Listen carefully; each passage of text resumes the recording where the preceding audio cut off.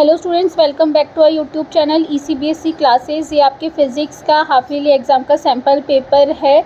ये जो DOE ने अपने सैम्पल पेपर रिलीज़ किए हैं, ये उसका पेपर है। मैंने इसके अंदर आपको सॉल्यूशन के साथ कंप्लीट पेपर शेयर किया है। हर एक सॉल्यूशन का कंप्लीट सॉल्यूशन है, जिसके आप किस तरह से सॉल्व करना है वो पूरा का पूरा बताया गया है। इस वीडियो में आपको एक स्पेशल अनाउंसमेंट करना चाहती हूँ। मैं सारे क्वेश्चंस के आंसर तो देने वाली हूँ, बट ऐसा हो सकता है कुछ क्वेश्चंस के आंसर सही ना हो, तो मैं चाहती हूँ आप इस वीडियो को बहुत अच्छे से देखिए और बताइए ऐसा कौन सा क्वेश्चन है जिसका आंसर गलत है। जो भी बच्चा सही आंसर करेगा और कमेंट बॉक्स के अंदर मेंशन करेगा कि वो आंसर क्या है, उसको हमारी टीम एक स्पेशल गिफ्ट प्रोवाइड करेगी। तो प्लीज़ इस वीडियो को अच्छे से देखिए एंड साथ ही साथ उसका आंसर कमेंट बॉक्स में ज़रूर लिखिएगा। आप अपने फ्रेंड्स के साथ भी इस वीडियो को शेयर कर सकते हैं। तो सबसे पहले आपको ये सारे इंस्ट्रक्शंस दे रखे हैं किस तरह से आपको क्वेश्चन को सॉल्व करना है। इसी तरीके से आपको इंस्ट्रक्शन आपको पेपर में भी मिलने वाले हैं। एंड नाउ अब आपको मल्टीपल चॉइस क्वेश्चंस दे रखे हैं। इनके आंसर्स ट्राई करिएगा कि आप सबसे पहले खुद से दें, बाद में आंसर्स को रीचेक करिएगा। इसलिए मैंने आपको स्टार्टिंग होते ही आंसर्स नहीं मार्क करे हैं। आप पहले क्वेश्चंस को रीड करिएगा, आंसर खुद से दीजिएगा एंड देन चेक करिएगा कि क्या आंसर्स हैं। सबसे फर्स्ट क्वेश्चन के अंदर तो आपको डायरेक्टली फार्मूला लगा के क्वेश्चन को सॉल्व करना है। सेकंड क्वेश्चन में भी फार्मूला यूज़ करके आपको आंसर निकालना है। नाउ अब इससे पहले वाले सेक्शन के आंसर मैंने वीडियो के अंदर शेयर कर दिए हैं, आप जाके चेक कर सकते हैं। नाउ अब आपका सेक्शन बी आता है। इसका प्रॉपर सॉल्यूशन मैंने आपको हर एक स्लाइड के बाद शेयर करा है, तो आप हर क्वेश्चन का सॉल्यूशन चेक कर सकते हैं क्वेश्चन करने के बाद। सेक्शन बी के अंदर 17 क्वेश्चन में आपको दो पार्ट दिए हुए हैं। तो पहले पार्ट के अंदर जो सॉल्यूशन है वो किस तरह से है, आपको कैलकुलेट करना है पहले डिस्टेंस वेक्टर।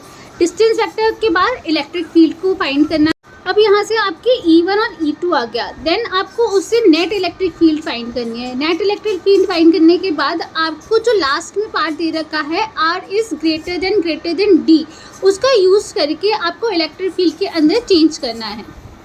इसकी वजह से जो आपका मैग्नीट्यूड है E का वो क्या आ जाएगा, इन्वर्सली प्रोपोर्शनल टू 1/r³। ना अब नेक्स्ट पार्ट में आपको वर्क डन निकालना है। तो वर्क डन के लिए फॉर्मूला क्या यूज़ करना है, PE cos θ1 माइनस cos θ2। तो P यहाँ पे क्या है आपका डाइपोल मोमेंट, फिर आपको उससे वर्क आ जाएगा 2PE। ये आपका आंसर हो गया। नेक्स्ट आपको जो क्वेश्चन दे रखा है उसके अंदर P और E दे रखा है। P और E की वैल्यू यूज़ करके आपको वर्क डन निकालना है। तो यहाँ पे वर्क डन कितना आ जाएगा, 0.2। नेक्स्ट क्वेश्चन क्या है, इसके अंदर आपको फिगर दे रखा है। इसके अंदर आपको चार्ज को कैलकुलेट करना है। तो आप इस डायग्राम के अकॉर्डिंगली आप चार्ज फाइंड कर सकते हैं, है ना। इसका एक और पार्ट दे रखा है, फिर उसको भी आपको इसी डायग्राम के थ्रू सॉल्व करना है। अब इसका सॉल्यूशन देखते हैं। तो सबसे पहले क्या करना है, आपको कैपेसिटर फाइंड करना है। कंप्लीट कैपेसिटर फाइंड करने के बाद आपको इसके अंदर चार्ज फाइंड करना है। चार्ज का फॉर्मूला क्या है, कैपेसिटर मल्टीप्लाई वोल्टेज। तो यहाँ से आप इसका फाइनल आंसर निकाल सकते हैं। नेक्स्ट क्वेश्चन पे आने से पहले मैं आपको ये बताना चाहती हूँ, मैंने हमारे यूट्यूब चैनल पे बाकी सारे सब्जेक्ट्स के भी सैम्पल पेपर जो DOE ने रिलीज़ करे हैं विद सॉल्यूशन शेयर कर दिए हैं। तो आप जाके ज़रूर चेक कर लीजिए। इन सैम्पल पेपर के थ्रू आपको बहुत ज़्यादा हेल्प मिलने वाली है आपके एग्ज़ाम्स में। और वैसे ही आपको पता लग गया है कि आपकी डेट शीट आ चुकी है, 26 से आप लोगों के एग्ज़ाम हैं। तो आप इन सैम्पल पेपर को ज़रूर करके जाइएगा, क्योंकि इसी से रिलेटेड आपके क्वेश्चंस आते हैं पेपर के अंदर। हर बार यही पैटर्न चलता आ रहा है कि जो सैम्पल पेपर के अंदर क्वेश्चंस हैं उसी से रिलेटेड क्वेश्चंस पेपर के अंदर आते हैं, और काफ़ी बार इसी सैम्पल पेपर में से कुछ क्वेश्चंस भी रिपीट हो जाते हैं। अब आपको रेजिस्टेंस पूछा जा रहा है जब वोल्टेज 0 से V/2 होगा। तो क्वेश्चन देखिए, सॉल्यूशन क्या है। इसके अंदर सबसे पहले आप करंट फाइंड करिए। करंट फाइंड करेंगे और उसको आप जो आपको वैल्यू दे रखी है वोल्टेज की, उसके टर्म में कन्वर्ट करेंगे। तो फिर जो आपकी एक्चुअल वैल्यू थी जब 0 से V तक का जो वोल्टेज करंट था, उसको और जो 0 से V/2 का करंट है उसको इक्वल रख के आप यहाँ पे रेजिस्टेंस की वैल्यू फाइंड कर सकते हैं। नेक्स्ट क्वेश्चन में क्या पूछा जा रहा है, म्यूचुअल इंडक्टेंस क्या है। ये एक प्रॉपर्टी है जिसके थ्रू आप कितना ईएमएफ इंड्यूस हो रहा है वो फाइंड करते हैं और इसकी यूनिट दे रखी है वो क्या होती है।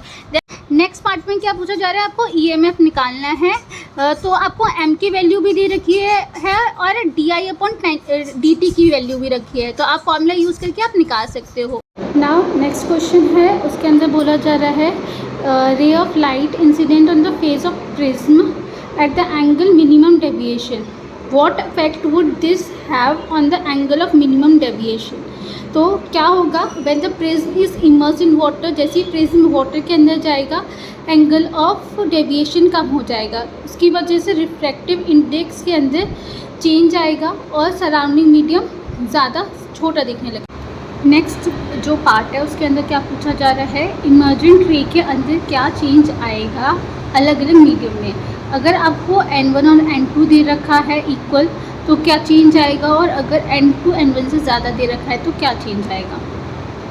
तो जब N1 और N2 इक्वल दे रखे हैं तो उसका मतलब क्या है, दोनों मीडियम ऑलमोस्ट सेम टाइप के हैं, तो उधर आपका कोई भी डेविएशन नहीं आएगा, इसकी वजह से वहाँ पे नो चेंज होगा। अगर N2 N1 से ज़्यादा दे रखा है तो क्या हो जाएगा, उसकी वजह से क्या होगा, जो लेंस है वो as a diverging lens behave करेगा और डाइवर्जिंग लेंस की वजह से जो मीडियम है वो डाइवर्स हो जाएगा और वो जो रे आएगी उसको क्या करेगा, वो डाइवर्ट कर देगा, अवे फ्रॉम नॉर्मल कर देगा। अब है आपका नेक्स्ट सेक्शन C, इसके अंदर 3 क्वेश्चन दे रखे हैं आपको। तो जो फर्स्ट पार्ट है उसके अंदर क्या पूछा जा रहा है, आपको क्लोजेस्ट डिस्टेंस पूछी है, तो उसके अंदर आपको कंजर्वेशन ऑफ एनर्जी का यूज़ करना है। तो जब कंजर्वेशन ऑफ एनर्जी होती है तो काइनेटिक एनर्जी और जो पोटेंशियल एनर्जी है वो ऑलमोस्ट इक्वल होते हैं, तो यहाँ से आप रेडियस मतलब R फाइंड कर सकते हैं दोनों को इक्वेट करके। नेक्स्ट क्वेश्चन है, इसके अंदर आपको ड्रिफ्ट वेलोसिटी पूछा जा रहा है। तो ड्रिफ्ट वेलोसिटी का फॉर्मूला क्या होता है, करंट अपॉन NEA। तो इस क्वेश्चन में आपको जो करंट है वो दोनों वायर्स में इक्वल दे रखा है, तो आप करंट को इक्वल रख के यहाँ से आप वेलोसिटी का रेशियो फाइंड कर सकते हैं। एंड वेलोसिटी का रेशियो क्या आ जाएगा, 1/2। नेक्स्ट क्वेश्चन क्या है, इसमें बोला जा रहा है आपको मैग्नेटिक फील्ड की लाइंस बतानी है सोलेनॉइड के ऊपर जब आपको अलग अलग टाइप की रॉड दी जाएगी। फर्स्ट पार्ट तो ये है। नेक्स्ट जो पार्ट है उसके अंदर आपको डिफरेंस बताना है पैरा डायमैग्नेटिक और फेरोमैग्नेटिक मटेरियल के अंदर, और साथ में आपको इसके ऊपर एक एक एग्जाम्पल भी देना है। तो फर्स्ट पार्ट का सॉल्यूशन क्या है, उसके अंदर आपको जो 3 पार्ट है उसमें फर्स्ट पार्ट है उसके अंदर बोला जा रहा है जो मटेरियल है वो छोटा है और उसके अंदर पॉजिटिव ससेप्टिबिलिटी है। तो इसका मतलब क्या है, वो पैरामैग्नेटिक कैरेक्टर का है। पैरामैग्नेटिक कैरेक्टर के टाइम पे कैसी लाइंस क्रिएट होती है, बहुत ही कम। क्यों होती है, क्योंकि जो पैरामैग्नेटिक मटेरियल होता है वो मैग्नेटिक फील्ड को बहुत लाइटली अट्रैक्ट करता है। नेक्स्ट है बी पार्ट के अंदर जो मटेरियल है वो छोटा है बट निगेटिव ससेप्टिबिलिटी है। तो ये किस टाइप का मटेरियल हो गया, डायमैग्नेटिक मटेरियल हो गया। डायमैग्नेटिक मटेरियल में क्या होता है, वो मैग्नेटिक फील्ड बहुत स्लाइटली रिपेल करती है। रिपेल क्यों करती है, क्योंकि जो मैग्नेटिक कैरेक्टर होता है, जो मैग्नेटिक मटेरियल होता है वो मैग्नेटिक फील्ड को रिपेल करता है। किस तरह से, बहुत कम लाइटली। नेक्स्ट है जो थर्ड पार्ट है उसके अंदर बोला जा रहा है बहुत हाई और पॉजिटिव ससेप्टिबिलिटी है। तो ये किस टाइप का मटेरियल हो गया, आपका फेरोमैग्नेटिक हो गया। फेरोमैग्नेटिक मटेरियल में क्या होता है, मैग्नेटिक फील्ड बहुत ज़्यादा कंसनट्रेट होती है, इसकी वजह से जो सारी की सारी मैग्नेटिक फील्ड है वो रॉड के अंदर की साइड बनना स्टार्ट हो जाएगी। ऐसा क्यों होता है, जो फेरोमैग्नेटिक मटेरियल होते हैं वो मैग्नेटिक फील्ड को बहुत स्ट्रांगली अट्रैक्ट करते हैं अपने पास। नाउ जो आपका नेक्स्ट पार्ट है उसके अंदर आपको तीनों के बीच में पैरा डाई और फेरोमैग्नेटिक के बीच में डिफरेंस देना है। तो यहाँ पे मैंने तीनों को लिखा हुआ है क्या क्या होता है, और इसका क्वेश्चन अलग फॉर्म में भी पूछा जा सकता है, तो आपको ये क्वेश्चन आना चाहिए। तो इसके अंदर सबसे बड़ा डिफरेंस है आपको मैग्नेटिक फील्ड के ऊपर। तो पैरामैग्नेटिक के अंदर क्या होता है, बहुत लाइटली अट्रैक्शन होता है। डायमैग्नेटिक के अंदर रिपल्शन होता है पर वो भी बहुत लाइट। और फेरोमैग्नेटिक के अंदर क्या था, बहुत स्ट्रांगली अट्रैक्ट होता है। पैरामैग्नेटिक एग्जाम्पल है एल्यूमिनियम, डायमैग्नेटिक का कॉपर और फेरोमैग्नेटिक का आयरन। तो आपने जब भी देखा होगा आयरन को यूज़ करते हैं तो मैग्नेटिक फील्ड की वजह से वो बहुत ज़्यादा अट्रैक्ट करता है। नाउ नेक्स्ट है आपका behaviour in a non uniform magnetic field. जब नॉन यूनिफॉर्म मैग्नेटिक फील्ड होती है तब क्या होगा? तो पैरामैग्नेटिक मटेरियल के अंदर क्या होगा, ये कहाँ से कहाँ तक जाएंगे, वीकर से स्ट्रॉन्गर फील्ड की तरफ जाएगा। डायमैग्नेटिक के अंदर स्ट्रॉन्गर से वीकर की साइड जाएगा एंड पैरामैग्नेटिक के अंदर स्ट्रॉन्गर से स्ट्रॉन्गर के साइड ही जाएगा। एग्जाम्पल सेम है जो हम लोगों ने फर्स्ट में पढ़े थे। नाउ मैग्नेटिक ससेप्टिबिलिटी, तो पैरामैग्नेटिक नेचर के टाइम पे क्या होता है, मैग्नेटिक ससेप्टिबिलिटी बहुत कम होती है और पॉजिटिव होती है। डायमैग्नेटिक के टाइम पे क्या होती है, कम होती है पर निगेटिव, और पैरामैग्नेटिक के टाइम पे बहुत ज़्यादा और पॉजिटिव होती है। तो एग्जाम्पल सेम वही है जो अभी हमने देखे थे। तो अब हमारा नेक्स्ट क्वेश्चन क्या है? नेक्स्ट क्वेश्चन है, इसके अंदर आपको पूछा जा रहा है कितना पावर लगेगा जब लूप में से हीट जनरेट होगी, और साथ साथ में पावर का सोर्स क्या है।